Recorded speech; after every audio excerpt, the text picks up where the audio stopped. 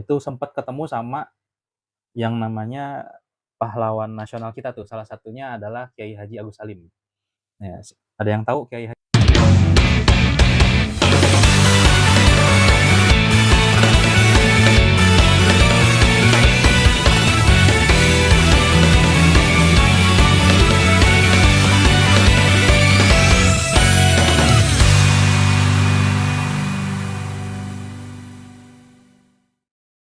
Oke, bismillahirrahmanirrahim. Assalamualaikum warahmatullahi wabarakatuh. Kembali lagi di live Yaitu Senior. Ya, hari ini kita mau bahas bab 1. Ya, bab 1 dari buku 20 prinsip. 20 prinsip yang disampaikan oleh Imam Hasan Al-Banna. Nah, ini berkenaan dengan prinsipnya untuk anak muda ya. Bapak udah mulai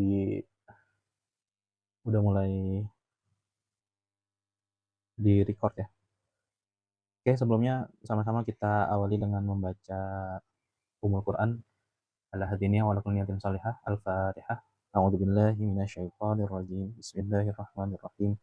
Alhamdulillahi rabbil alamin. Arrahmanir rahim. Maliki yaumiddin.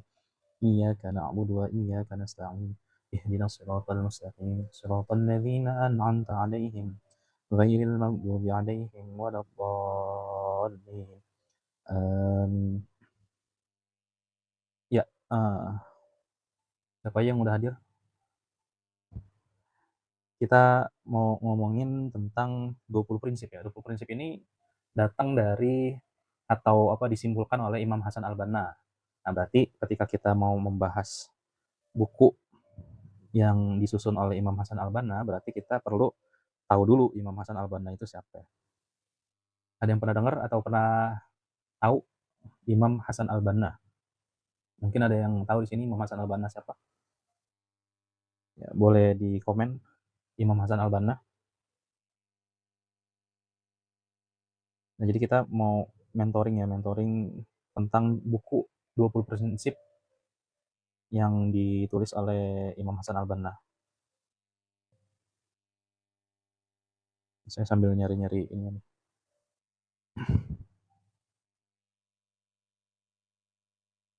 Totalnya ada 20, cuman malam ini ya kita mulai dulu dari satu prinsip. Jadi sebelum kita masuk tadi ya kita bahas berarti Imam Hasan Al-Banna. Siapakah Imam Hasan Al-Banna?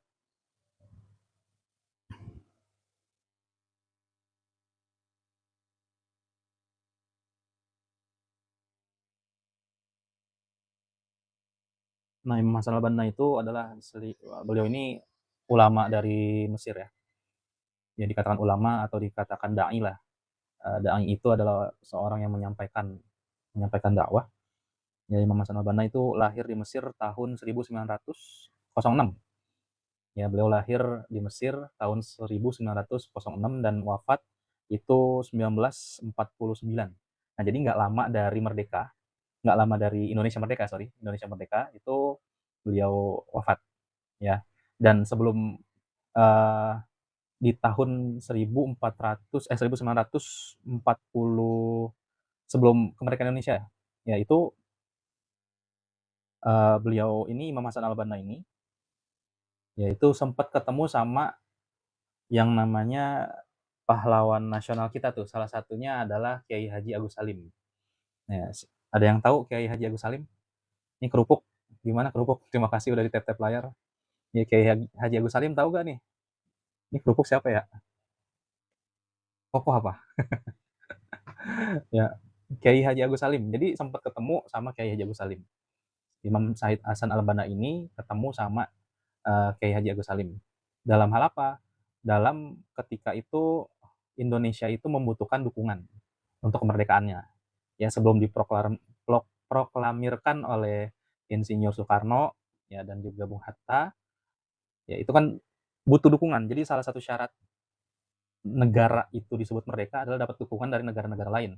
Nah, akhirnya kayak Jago Salib dan beberapa tokoh lainnya, pahlawan lainnya, itu ke Timur Tengah. Salah satunya ke Mesir, dan disitulah ketemu dengan Imam Syahid Hasan Al-Banna. Nah, Imam Syahid Hasan Al-Banna yang membuat buku tentang 20 prinsip. Itu ya, 20 prinsip Kalau di sini kita bahasakan untuk pemuda. Jadi saya coba untuk susun ulang ya dan dibahasakan untuk kawan-kawan yang ya karena saya ngajarnya anak-anak SMK ya jadi ya saya coba untuk bukan menuliskan kembali ya, terlalu keren. Saya cuma nyusun ulang dan membahasakan dengan bahasa yang mudah-mudahan bisa relate sama teman-teman milenial, Gen Z. Ya kalau Gen Alpha belum tahu soalnya tung tung tung sahur ya. Bahasanya kita nggak ngerti tuh tung tung tung sahur itu apa. Ya atau lemonilo krokodilo ya. Ya jadi di sini tahu nggak Imam Said Hasan Al-Banna? Tadi udah dikasih tahu ya. Ya jadi Imam Hasan Al-Banna adalah seorang dai, seorang ulama, seorang pendakwah dan beliau itu di usia 22 tahunnya membuat pergerakan namanya Ikhwanul Muslimin atau ya kalau bahasa Indonesianya Ikhwanul Muslimin artinya persaudaraan Islam. Kayak gitu. Oke, gimana nih? Dilanjut apa enggak nih? Komen dulu dong, komen. Lanjut Kak, lanjut. Atau mau bahas yang tadi lagi? Imam Hasan Al-Banna. Ya. Komen dulu, komen. Jangan like doang. Ini Leo Girl siapa nih? Namanya unik-unik ya, saya nggak tahu nih. Kerupuk siapa, Leo Girl siapa ini. Tapi nggak apa-apa, terima kasih dah ya udah bantu di tap-tap layarnya. Jangan lupa juga di-share ya, di-share. Karena ini kita mau membahas 20 prinsip ya Islam untuk anak-anak muda. Gitu. Nah, tadi kita udah tahu penulisnya adalah Imam Syahid Hasan Al-Banna yang beliau itu berasal dari Mesir. Dan pergerakannya itu sampai saat ini masih ada. Beliau wafat tahun 1949 ya, 4 tahun setelah Indonesia merdeka, tapi masih ada ya pergerakannya itu masih ini banget ya, masih sampai saat ini masih ada dan terus berkembang ya, seperti itu. Maupun mau di Indonesia maupun di luar Indonesia ya. Di belahan dunia manapun ya karena kita di prinsipnya Ikhwanul Muslimin gitu, yaitu persaudaraan sesama orang Islam. Nah, ini nanti bahasannya ada di prinsip kesekian gitu bahwa persaudaraan itu lebih penting daripada madhab gitu. Ya, jadi pilihan fikih kita seperti apa itu adalah pilihan dan kita harus saling menghormati atas pilihan madhab tersebut. Ya, oke kita lanjut ya. Ini nggak ada yang ini nih apa? Komen dong, lanjut apa enggak nih?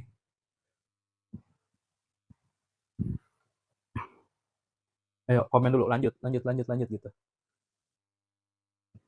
Ya,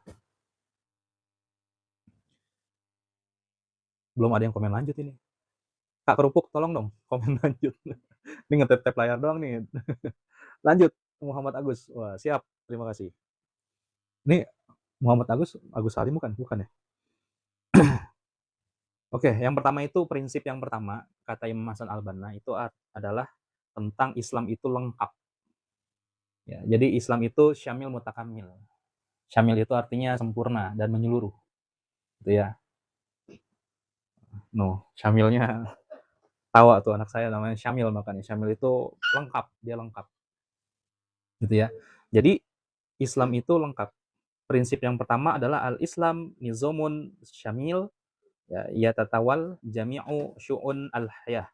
Islam itu adalah sistem yang menyeluruh, mencakup seluruh aspek kehidupan dan Islam meyakini bahwa hukum dalam semua aspek itu adalah milik Allah. Jadi yang harus dipahami oleh kawan-kawan muda adalah Islam itu lengkap. Jadi Islam itu nggak cuman ngebahas tentang ritual, nggak ngebahas cuman tentang sholat, nggak cuman ngebahas tentang ibadah ritual individu, tapi nantinya ngebahas tentang banyak hal, gitu ya. Dalam Islam meyakini bahwa hukum dalam semua aspek itu milik Allah. Ya, makanya tadi syamil mutakamil, nggak cuman di masjid doang, gitu. Jadi Islam itu bukan cuma untuk orang alim, bukan untuk orang yang berpakaian walid. Itu ini harus pinter nih ngebedain antara atribut dengan tindakan gitu. Yang paling utama kalau dalam Islam itu ya tindakannya gitu, bukan cuma sekedar atribut ya. Ya kita nggak mau permasalahkan dan memang ada sunahnya ya, imamah apa segala macam itu ada sunahnya gitu. Tapi bukan cuma itu, bukan sekedar itu gitu. Tapi dalam menjalani kehidupan bagaimana kita memahami bahwa seluruh aspek kehidupan kita itu ada hukum-hukum atau ada aturannya dari Islam gitu. Jadi Islam itu bukan cuma urusan puasa, sholat, zakat, dia juga ada memberikan aturan tentang bagaimana cara kita berpikir, bersikap, bagaimana cara mengelola duit bahkan gitu. Ya kalau kita berpikir atau menanyakan kok kayaknya orang Islam sekarang tampaknya gitu, tampaknya itu kayaknya gimana sih? Atau gini deh, tanggapan kawan-kawan terhadap Islam itu bagaimana? Kalau misalnya ditanyakan ke teman-teman, Islam itu seperti apa? Atau ketika ada kata-kata tentang Islam, apa yang di benak teman-teman itu ada? Coba tulis komen. Ya, Bang Agus, Kak Agus, Kak Kerupuk, coba di komen-komen. Ya. Dan saya mulai memahami ini ketika ada ucapan dari Ustadz Felix Xiao gitu tentang kalau sebelum sebelum beliau itu jadi Islam atau memeluk agama Islam, itu beliau bilang kan, kalau seandainya yang saya lihat adalah orang Islamnya, maka kayaknya saya nggak akan masuk Islam gitu. Karena ini juga harus dibedakan antara eh, atau bahasa gini deh, Islam itu sempurna, tapi pemeluknya nggak sempurna gitu. Kalau Islam itu pasti sempurna, dan kita sebagai orang Muslim yang seharusnya itu kita dalamin, Islam itu sempurna, seluruh aspek kehidupan ada gitu. Seluruh aspek apapun itu ada dalam Islam. Ya, aturan bahkan mulai dari kita melek sampai kita tidur lagi, merem, itu ada semua. Coba agama mana yang selengkap itu gitu. Jadi Islam itu sempurna, tapi ingat orangnya enggak gitu. Pemeluk agama Islam itu enggak sempurna. Yang sempurna Islamnya. Nah, ketika orang Islamnya mendalami dan memahami, kemudian mau menjalankan, nah itu nanti akan ada proses kesempurnaan dalam kehidupannya gitu. Ya saya juga masih jauh dari kesempurnaan gitu. Makanya belajar terus kan gitu. Ya. Oke Kak Saraizi. Wah, Kak Saraizi ini siapa lagi nih? Selamat bergabung. Terima kasih udah tap-tap layar ya. Dan nyampe mana ya? Gitu. Oh iya tadi, Islam itu syamil mutakamil. Islam itu sempurna. Semua aturan itu atau semua aspek kehidupan itu ada jalannya atau diatur sama Islam. Coba sebutin apa yang nggak ada atau ya apa yang nggak diatur dalam Islam coba. Masuk kamar mandi aja diatur. Gitu. Ada sunnahnya, ada caranya, gitu. Dan seberapa jenius coba orang atau manusia yang mengajarkan Islam itu sendiri, yaitu Nabi Muhammad SAW. Ya. Jadi kalau seandainya dikatakan, ya tadi balik lagi, kok Islam itu kayaknya kumuh gitu. Islam itu kok kayaknya nggak banyak orang kayaknya gitu ya kan, karena kita kan melihatnya kan di Indonesia kan, gitu. Nah, kalau kita balik lagi kepada ajarannya tadi ya, bahwa Islam itu sempurna, tapi tidak dengan penganutnya, gitu. Dan kita harus bisa ngebedain antara penganut Islam dengan Islam itu sendiri. Karena mulai banyak orang-orang yang berpikir bahwa kalau udah masuk Islam atau kalau udah masuk organisasi atau mulai hijrah, itu kesannya tuh udah langsung jadi nabi gitu. Nggak boleh salah. Padahal nggak begitu kan. Ya jangankan ngomongin masalah Islam gitu. Kalau urusan olahraga deh, nggak ada orang yang belajar olahraga 1 bulan itu udah langsung bisa masuk kejuaraan internasional, nggak ada. Gitu. Bener nggak?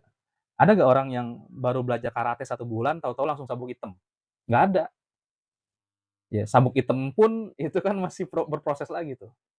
Ya, atau taekwondo, baru belajar 1 pekan atau menyatakan diri oh saya udah masuk di apa namanya di anggota taekwondo, kemudian langsung bisa jadi juara internasional gitu, kan enggak. Semuanya berproses, termasuk dalam urusan agama, apalagi ini agama gitu, yang bahkan kata para ulama atau kata guru-guru saya tuh, kita itu belajar akhlak itu seumur hidup gitu. Ya, jadi jangan berpikir bahwa setelah masuk rohis, oh ente langsung jadi nabi gitu. Oh ente langsung jadi dewa, ya, levelnya langsung mythic glory. Itu apalagi game ya kan kita tahu sendiri. kawan-kawan yang suka main Mobile Legends, Free Fire, itu kan ada tahapan-tahapannya. Nggak ada baru main satu kali langsung jadi Mythic Glory, nggak ada, gitu. Itu ada prosesnya kan. Nah, makanya tadi, Islam itu sempurna. Lagi-lagi saya tekankan, Islam itu sempurna. Sebagai orang muslim kita harus yakin bahwa Islam itu sempurna.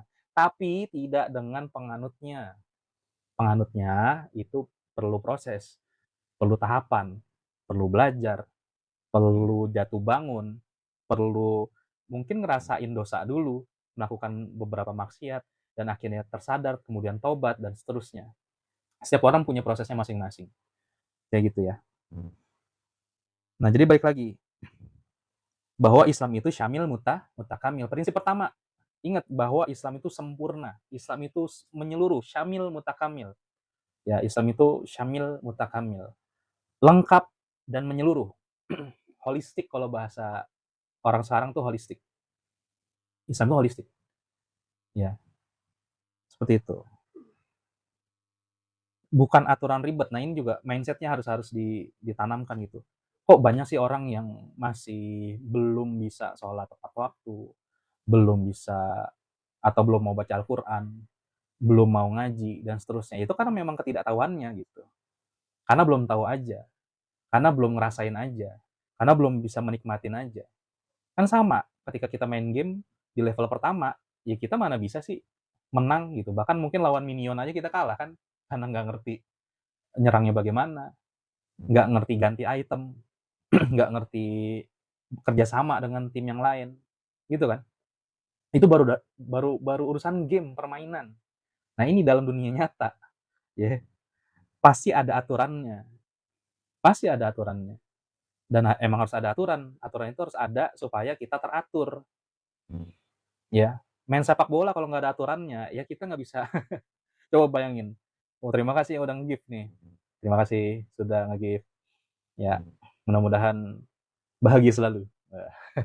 Walaupun dunia itu rupanya tidak diciptakan untuk, tidak disetting sama Allah untuk bahagia. Karena dunia itu tempatnya ujian. Ya, paling banter kita dapetin ketenangan dalam hidup. Ya, kebahagiaan hakiki itu adanya di akhirat, di surga, bagi orang-orang yang beriman, gitu. Ya. Jadi Islam itu bukan aturan yang ribet, bukan. Ketika kita melakukan apapun yang diperintahkan oleh Islam, oleh Allah ya, melalui Islam, melalui Nabi Muhammad SAW, ya, kemudian sampai kepada kita, maka yakinlah bahwa itu adalah yang terbaik. Silakan cek kawan-kawan. Sesingkat atau sesimpel tidur, sunnahnya menghadap ke kanan. Kalau dulu, sahabat Nabi sami'na wa ata'na. Cuman kami dengar, kami taatin. Udah, sebatas itu. Kami dengar, kami taatin gitu. Sampai jam berapa kayak gitu? Jam 10 lah maksimal ya. Jam 10 maksimal ya. Oke, sejam aja. Nggak usah lama-lama. Nyampe mana tadi tuh? Nyampe mana tadi, Mil? Ke distrak. Sampai jam 10 ya, Kak Kerupuk.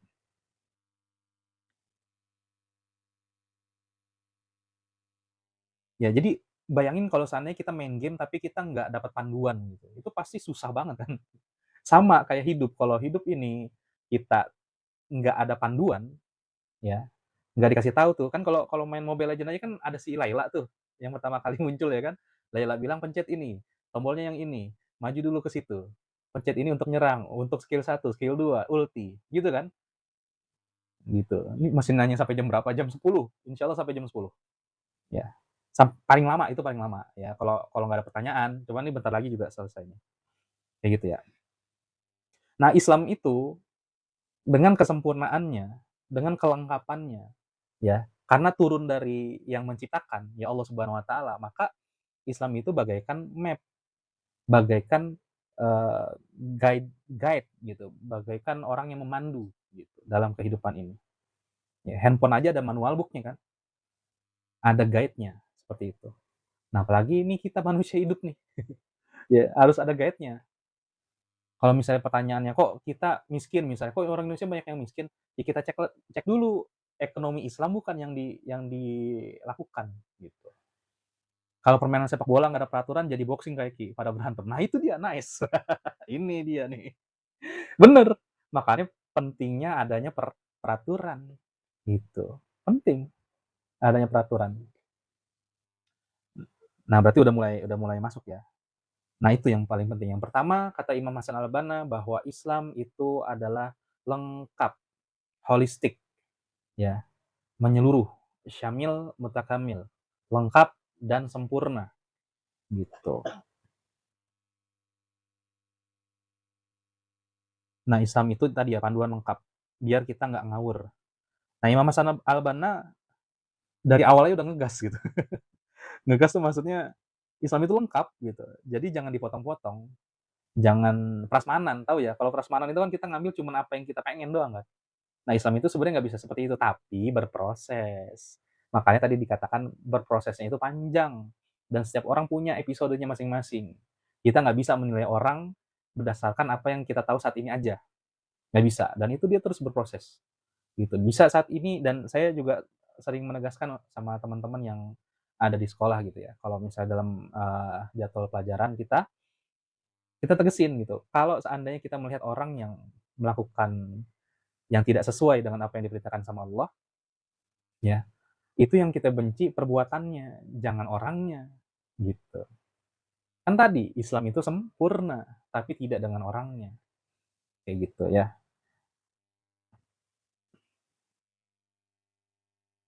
Nah, ini ada kisah real dari si Adit. Nah, ini bukan Adit Sopojaro ya. Adit Sopojaro. Masya Allah, tabarakallah.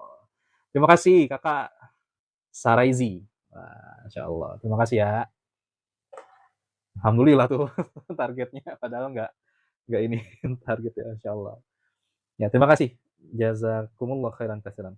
Ini ada kisah real dari si Adit dan dunia kerja. Ini bukan Adit Sopojaro sama si Denis ya. Denis, jangan jangan donto. Denis ya.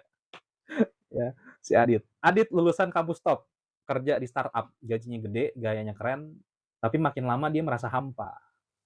Gitu. Pas dia ikut kajian, dia baru ngeh. Kerja kerasnya selama ini nggak pernah dia niatkan untuk Allah. Jadi cuma buat nyari validasi sama nyari kekayaan. Nah, akhirnya dia rubah mindset ya bahwa kerja itu sama dengan ibadah.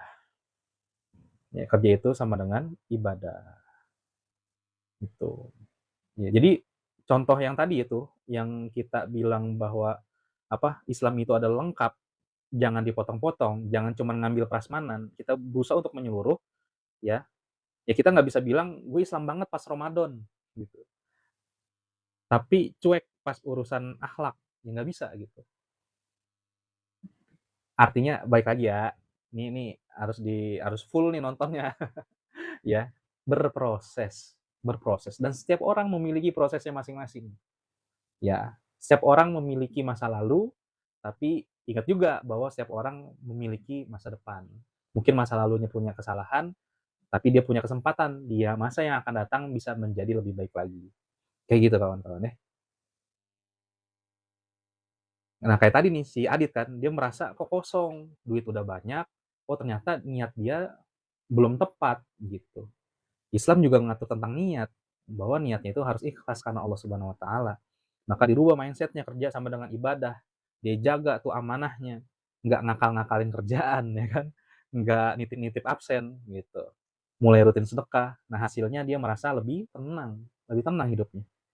Lebih tenang, lebih berkah, hatinya adem. Nah, kenapa? Karena dia mulai ngerjain Islam bukan cuman pas di masjid, tapi juga di kantor. Gitu. Nah, kawan-kawan kalau masih pelajar, maka berislamlah dengan posisi kawan-kawan sebagai pelajar. Gitu. Ya, orang tua berusaha maksimal mungkin menyekolahkan. Ya, dikasih uang saku, uang jajan. Itu kita nggak tahu tuh orang tua kita kerjanya kayak gimana tuh. Supaya kita bisa dapat uang jajan, bisa jajan di sekolah, bisa makan, bisa belajar, bisa beli buku, bisa beli pulpen, dan seterusnya. Kayak gitu. Nah, bukti bahwa kita menghargai apa yang orang tua kita berikan sama kita, ya salah satunya adalah dengan belajarnya serius gitu. Nah, itu kalian udah Islam banget. Jangan berpikir kalau Islam itu, harus hafal 30 juz ya. Otak nggak semua orang punya hafalan kuat. Nggak semua gitu. Makanya ada amalan-amalan unggulan, setiap orang memiliki amalan unggulannya masing-masing. Gitu kawan-kawan ya. Jadi jangan cuma ngakal-ngakalin. Oke tadi, aksi nyata. Nah, lu harus gimana sekarang? Nah, coba cek kegiatan kita sehari-hari. Udah belum kita niatin kegiatan kita karena Allah Subhanahu wa taala? Karena kalau yang kita pandang selama ini kayaknya bukan perbuatan akhirat deh. Ya, jangan salah. Ketika perbuatan itu adalah perbuatan yang mubah, perbuatan yang boleh-boleh aja, tapi kita niatin untuk Allah, kita niatin untuk beribadah, itu bernilai di hadapan Allah. Kalau Anda berpikir tidur itu tidak bernilai, itu bernilai kalau kita meniatkan tidur kita supaya bisa istirahat, supaya nanti besok pagi sholat subuhnya nggak kesiangan misalnya. Ya, makan kita, ya itu kita niatin supaya tubuh kita sehat, kuat, sholat masih bisa berdiri. Itu ibadah bro, ibadah dihitung. Selama makanan itu masih ada, tenaganya, energinya, itu ibadah. Kita tidur itu selama kita makannya, kan kita diminta untuk apa? Doa dulu kan. Coba doanya gimana? Ada yang inget gak? Doa mau tidur. Doa mau tidur. Apa coba? Bismika, Bismika, Allahumma, apa? Allahumma amut wa ahya. Atau ada juga yang bacanya Allahumma ahya wa amut. Itu cuman perbedaan sedikit lah, nggak perlu dipermasalahin. Silakan mau cari yang mana. Cuman poinnya ketika kita baca doa itu, maka selama kita tidur, tidurnya kita itu berpahala, bro. Enak gak ente? Merem sama ngorok, itu dinilai ibadah sama Allah. Ketika kita niatkan, ya tidur kita itu untuk mengisi energi. Itu luar biasa. Allah tuh. Gitu ya. Coba, itu yang pertama. Kegiatan sehari-hari udah belum kita niatin. Bahkan bersikat gigi, gosok gigi, itu kalau misalnya kita niatin, ngikutin Nabi itu bersiwak. Bersiwak itu kan aktivitasnya adalah membersihkan gigi, ya kan? Membersihkan mulut. Ya, gigi dan mulut dan gigi. Ya, maka ketika kita meniatkan gosok gigi itu untuk apa? Untuk mendapatkan untuk meniru Nabi Muhammad SAW, maka itu apa yang terjadi? Gosok giginya kita itu berpahala, bro. Gitu. Ya, jadi itu yang kurang lebih bisa kita pahami pada malam hari ini ya. Jadi prinsip yang pertama apa? Prinsip yang pertama adalah Islam itu syamil mutakamil. Islam itu sempurna. Pasti sempurna. Semua aspek yang disuruh sama Islam itu yang terbaik. Pasti yang terbaik. Buktinya apa? Ya buktinya contohnya Nabi Muhammad SAW. Oh itu kan Nabi. Kalau kita masih berpikiran kayak gitu tuh. Ya, ya kurang tepat aja gitu. Mungkin kita belum dengar sahabat Nabi. Oh itu kan sahabat Nabi. Masih sempat ketemu sama sama Nabi. Ya oke, kalau gitu di bawahnya lagi ada namanya tabiin. Oh itu tabiin masih kebanyakan alasan ente berarti. Ya, kita bilang contoh nabi, kita bilang itu kan nabi. Enggak, nabi itu diutus supaya bisa dicontoh. Memang ada kriterianya beberapa hal yang kita nggak bisa contoh dan itu udah ditetepin sama Allah. Tapi sisanya, teman-teman ya, sisanya itu bisa dicontoh, bisa ditiru sama manusia. Ya, kalau kita manusia nih, selama kita masih manusia dan ada sunnah-sunnah Nabi Muhammad SAW, semuanya bisa ditiru. Ya, semuanya bisa ditiru. Jangan berpikir yang susah-susahnya, jangan gitu. Nah, buktinya itu tadi ada sahabat yang membuktikan bahwa sahabat itu ketika meniru Nabi maka semua aspek kehidupannya menjadi terbaik gitu. Ada apakah semua orang yang udah jadi atau udah memperdalam Islam harus jadi ustadz ya? Enggak. Enggak. Kita cuman cukup menjadi pribadi masing-masing aja. Kawan-kawan sukanya di game, ya kalaupun langsung lah saya bilang di game aja misalnya. Kawan-kawan suka di game nih, ya udah jalanin game yang apa ngegamenya tuh yang baik gitu loh ya, ngegamenya yang baik, ada norma-normanya, nggak perlu kita ngomong-ngomong kasar lah, kasar kasar gitu. Nggak perlu gitu ya Bang Bangtut ya. Jangan ngomong kasar ya gitu. Itu main game silakan, ada waktunya ngegame, ada waktunya kita berkarya, ada waktunya walaupun walaupun ada juga orang yang memang game itu adalah karyanya. Terima kasih yang udah titip layar lu sampai 10.000 nih, masya Allah ya, baru pertama kali nih saya dapetin like sampai 10.000, masya Allah, tabarakallah. Terima kasih ya, jazakumullah khairan katsiran, kawan-kawan. Nah itu tadi prinsip yang pertama. Insya Allah pekan depan kita bahas prinsip yang kedua, ya. supaya jangan terlalu numpuk di otak, ya. Ingat yang pertama adalah apa?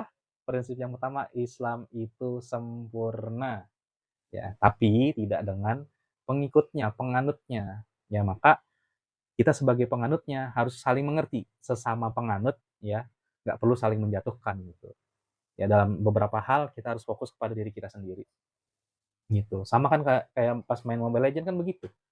Ya ketika kawan-kawan jadi marksman, jadi jungler, itu kan awal-awalnya kan ya kita berusaha untuk naikin level kita masing-masing dulu, gitu.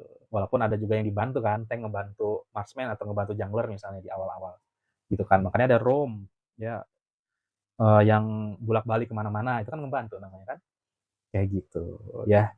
Oke, terima kasih kawan-kawan, itu ya prinsip yang pertama. Ya, seru gak nih kira-kira? Seru gak nih? Seru gak? Coba komen dulu dong, seru seru seru gitu. Entar insyaallah kita jadiin jadwal yang rutin, jangan nggak rutin ya. Ya, seru, alhamdulillah. Ya. Nah, kalau seru, ya sebagaimana kita mendapatkan sebuah kebahagiaan, itu kalau seru kita biasanya nggak ragu untuk membagikan hal ini kepada yang lainnya, gitu. Ya terima kasih kawan-kawan juga udah bantu tap-tap layar, itu artinya kawan-kawan sudah, memahami satu hal yang baru. Nah, dapat pelajaran baru nggak pada malam hari ini? Apa aja tuh kalau boleh tahu pelajaran atau hikmah atau apapun yang kawan-kawan dapetin pada malam hari ini? Apa kira-kira?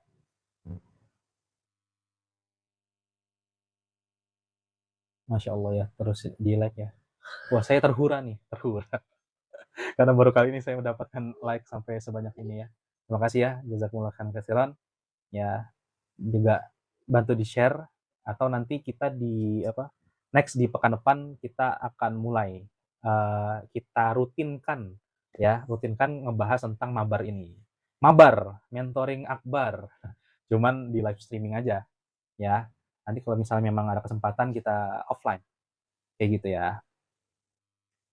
Oke, yang terakhir karena tadi saya janji jam 10 ya, saya tanya kembali, apakah ada yang mau ditanyain? Diskusi apa aja? Jadwal live-nya kapan Kak Iki? Oke, jadi insya Allah jadwal live kita ada jadwal mentoring setiap kapan Kak? Mentoring offline atau online nih? Nih atau mabar kayak gini lah, mabar kayak gini insya Allah kita sepekan sekali, ya sepekan sekali. Kalau nggak ada halangan berarti setiap kalau Sabtu kayak gini, ini hari apa sih Bang? Ini hari Sabtu ya? Kalau Sabtu pada malam mingguan kali ya? Kita buat Jumat aja kali ya. Jadi pekan depan insya Allah kita akan buat bahas bab yang kedua, iya bab yang kedua, prinsip yang kedua, yaitu setiap hari Jumat aja ya, Jumat jam setengah 9. Ya jadi maksimal banget jam 10 kita udah selesai. Jadi Sabtunya bisa libur gitu ya. Oke? Setiap Jumat insya Allah. Jumat malam setengah 9 kita adain live streaming lagi. Oke? Ada lagi yang mau tanya? Ya, ACC. Mantap. Terima kasih. Di-share juga, ajak yang lainnya juga ya. Di-share di grup. Karena ini pembahasannya bebas sebenarnya. Dan apa kawan-kawan yang ini kan saya juga nggak bahas rohis kan ya. Bukan ini bukan rohis ya. Jadi ya kalau kawan-kawan merasa ini adalah suatu hal yang baik, ya kawan-kawan mendapati manfaatnya, ya di-share gitu. Pekan depan Jumat jam setengah 9 kita ketemu lagi, oke? Insya Allah. Terima kasih banyak ya Kak Saraizi, kemudian Kak Muhammad Agus, kemudian siapa lagi nih? Kak Kerupuk masih ada nggak Kak Kerupuk? Oh, udah ganti namanya ya, Steven. Oke kok, siap. Terima kasih ya. Ada yang mau tanyain lagi? Kalau nggak ada, kita tutup. Ntar juga mungkin pekan depan kita bisa ini ya, bisa apa? Apa sih live bareng gitu ya? Ada tuh kan ya di bawah yang ada tulisan ininya tamu ya. Itu nanti kawan-kawan bisa ikutan. Jadi ngobrol, nanya langsung aja juga nggak masalah. Gitu ya. Enggak juga nggak apa-apa. Yang penting nyimak. Gitu. Ya oke, kalau nggak ada pertanyaan ya saya akhiri al ilmu bila amalin kasajari bila samarin, ilmu yang bermanfaat ilmu yang tidak diamalkan adalah saya lupa.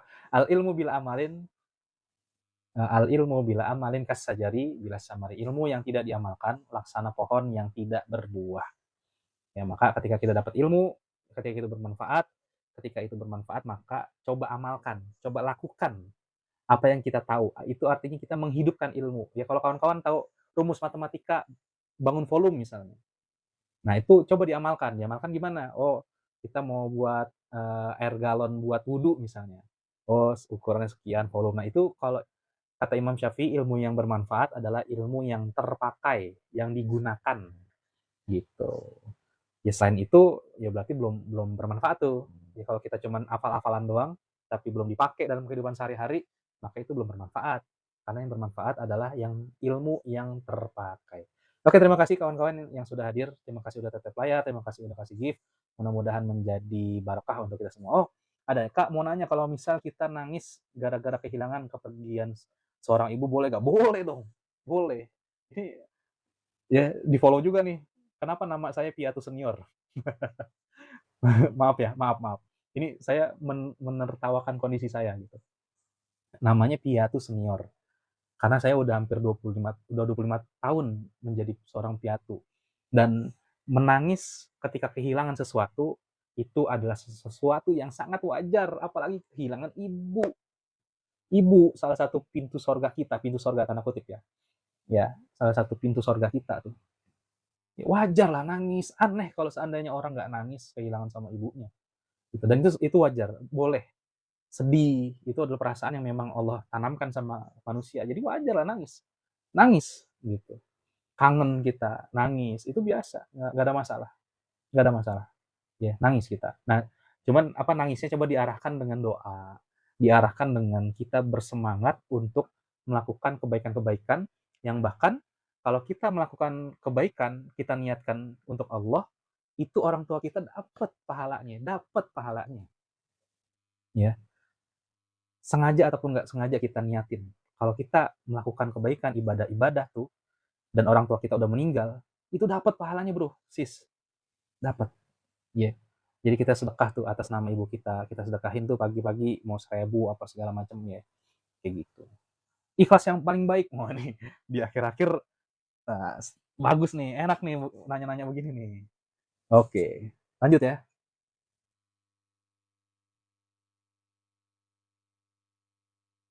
Oh ini bukan ibu ya, itu maksudnya. Kemudian seorang, ya boleh, gak ada masalah nangis.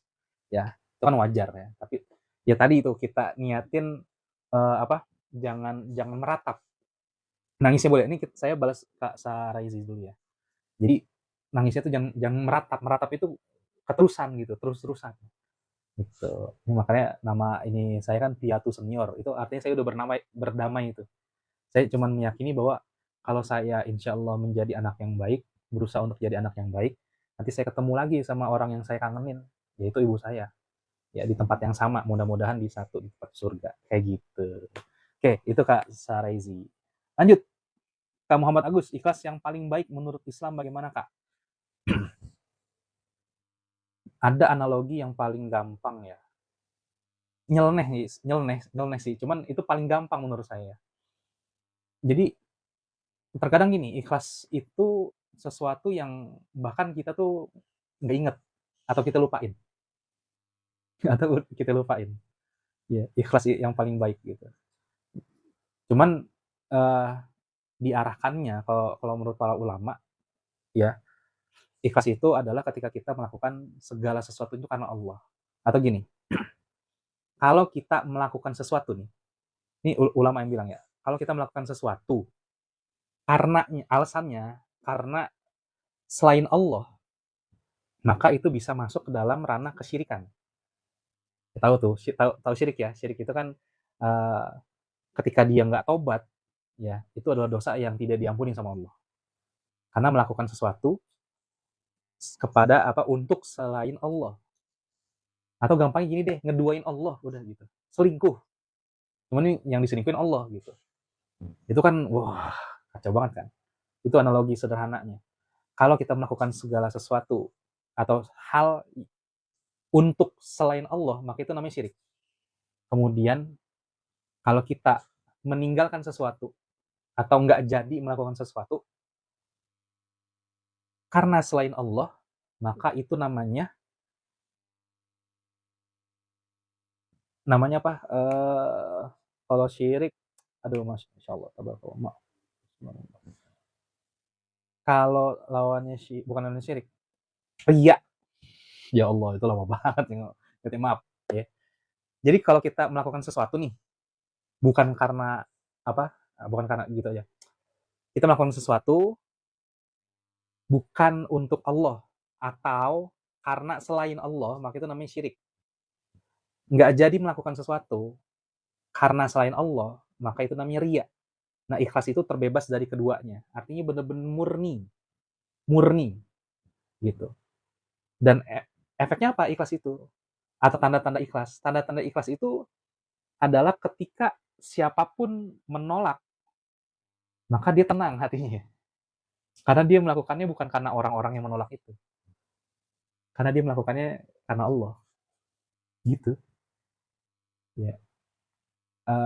Analogi yang paling lucu sih kalau menurut saya dulu ada namanya ya ulama tuh Gus Dur namanya. Jadi ikhlas itu kayak sorry maaf. Ya kayak orang buang air besar gitu. Nah itu kan kita nggak inget-inget lagi. Itu isinya sate yang semalam tuh. Nggak gitu kan? Orang kalau udah buang air besar, plung, udah lupain gitu. Jadi kalau kita ngelakuin sesuatu yang kebaikan udah lupa gitu. Kayak gitu.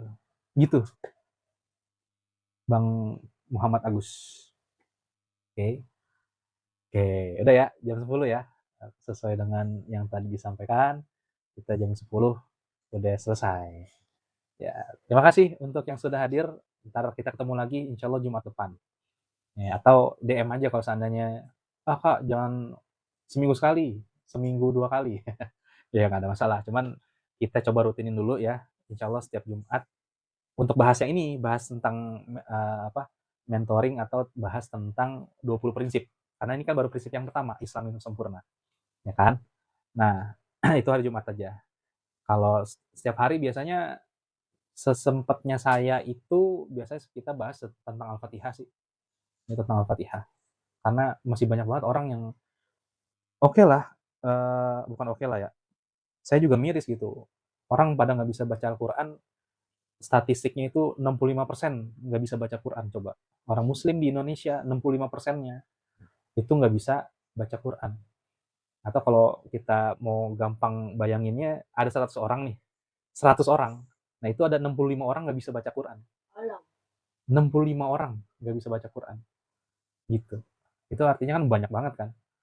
Dan saya ngerti juga karena memang orang kan nggak sempet ngaji gitu kan. Ya udah pulang pengennya tuh nyekrol-nyekrol doang ya kan. Nyekrol-nyekrol doang gitu. Cuman ya akhirnya kita fokusnya ke Al-Fatihah aja. Kenapa? Karena Al-Fatihah itu paling enggak itu yang bener-bener tadi al-ilmu bila amalin. Sesuatu yang memang harus setiap hari. Bahkan kalau bagi seorang muslim, sehari 5 kali minimal kan. Atau 17 kali, karena 17 rakaat baca Al-Fatihah. Ya kan? Itu wajib. Makanya kita fokusnya ke Al-Fatihah aja. Di hari-hari yang lain gitu. Selain hari yang kita ngebahas tentang 20 prinsip ini. Ya. Oke, terima kasih lagi sekali lagi kawan-kawan. Terima kasih kawan-kawan yang sudah bergabung. Wah, Bang Aji baru datang nih. Sehat-sehat Bang Aji. Ini kita udah mau tutup nih Bang Aji. Makasih ya. Dan saya cukup sekian. Assalamualaikum warahmatullahi wabarakatuh.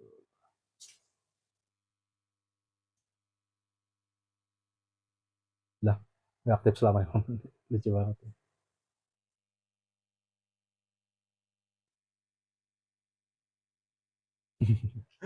Oke, terima kasih. Assalamualaikum warahmatullahi wabarakatuh. Arigato gozaimasu. Mulki des. Assalamualaikum. Ketemu lagi Jumat depan ya.